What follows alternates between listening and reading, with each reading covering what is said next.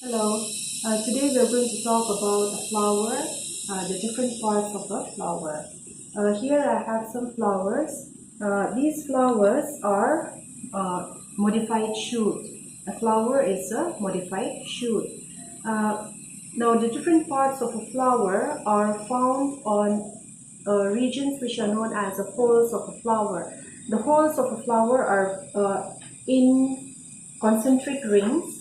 See, these are the rings, and these are basically simply the nodes. If you look at any plant, you will find that, you see, these are the nodes. So this is the region where the leaves come out. So these nodes are the regions where the leaves, the flowers and the branches come out, and the region between these two nodes is known as the internode. So what happens in a flower is the stem. So like I said, flowers are modified shoot. So the stem becomes condensed.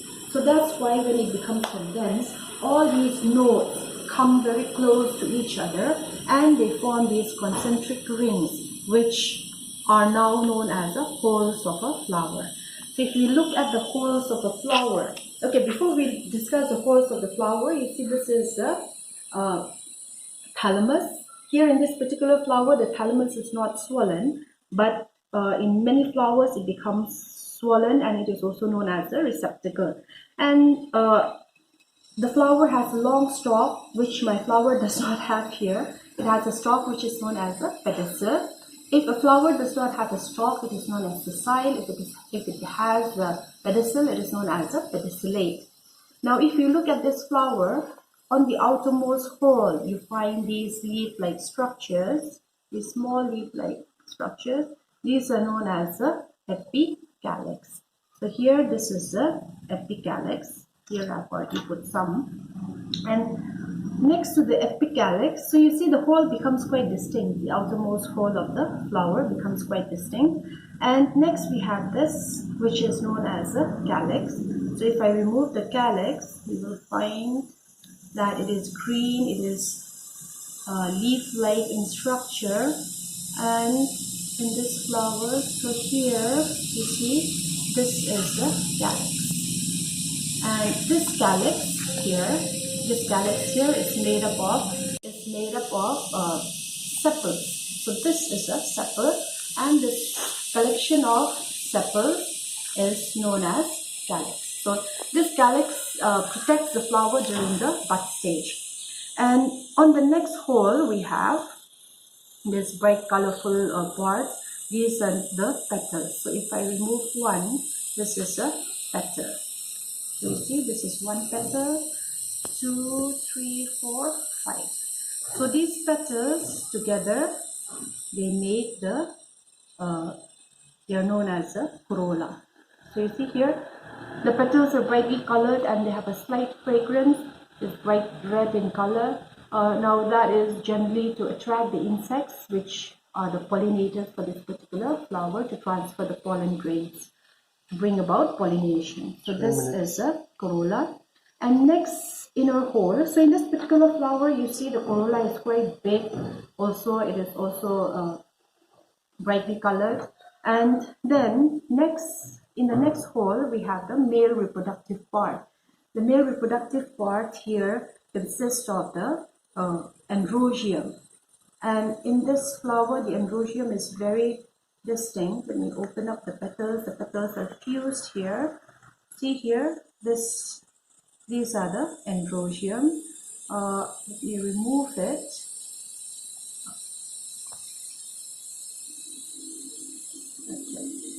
If I remove this whole thing.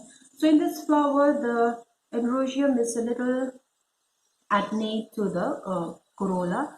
So here, these are the androecium. This is the corolla, these are the androecium. The androecium is made up of this one. This is known as a stamen. So here we have 4 stamens making up the androecium. And in the stamen, if you look at the parts, this long stalk, this is known as the filament. And here we have the anthers. You see these 2 lobes? These are the anthers. And these 2 anthers, inside these 2 lobes, in one lobe you will find 2 pollen sacs, and in each pollen sac you will find pollen grains. And the pollen grains represent the male gametophyte because they contain the 2 male gametes, which are required for sexual reproduction. But if you look at this flower, the androecium is not very distinct and the stamens are very, very small. So here you have a number, many stamens with the filament and the anther, but they are very, very small. So this part represents in this flower the androecium. And next we have the innermost hole, wherein, so let me remove all the stamens so that it will not be confused. Then innermost hole we have the gynecium, which represents the female reproductive part. So in this flower, you see I have removed the gynecium. So this is the gynecium.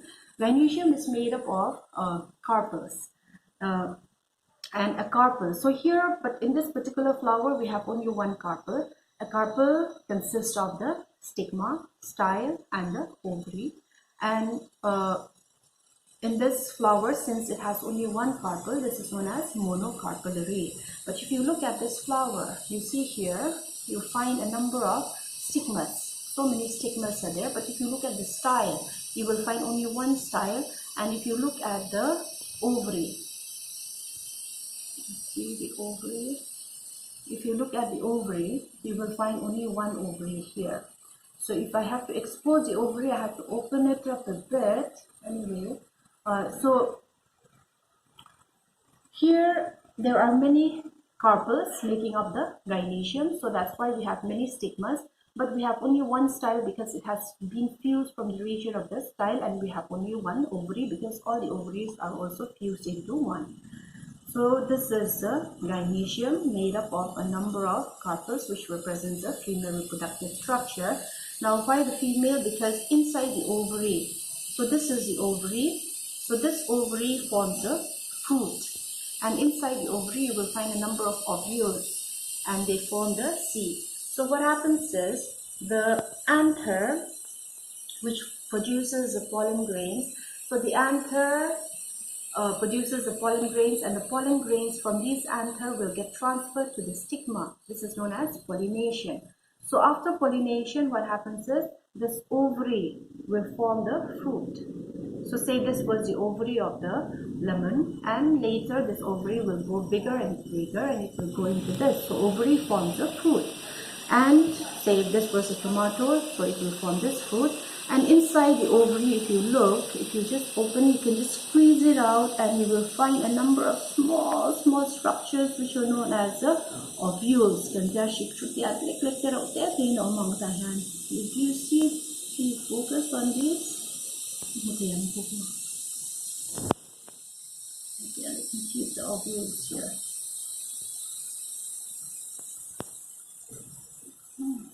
So these are the ovules, see, the small ones, and so these ovules form the seed. The ovary forms the fruit and the ovules form the seed. So when the ovary becomes a fruit, inside the fruit, what you have, of course, a seed, because this was the ovary which had the ovules inside. So this is how, these are the different parts of the flower.